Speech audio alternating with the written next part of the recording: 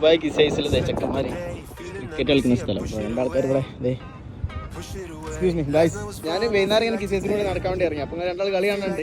അപ്പോൾ നിങ്ങൾ രണ്ടാമത് പോസ് ചെയ്യുകയാണെങ്കിൽ എനിക്ക് ഫോട്ടോ എടുക്കാൻ പോയി. എന്താ പറയുന്നത്? നിങ്ങളെ പേരെന്താ? ദേവ്. നിങ്ങളോ? എവിടെ? നാട്ടിലൂടെ? മലപ്പുറത്തൂടെ? മരത്തിൻ്റെ അടുത്ത്.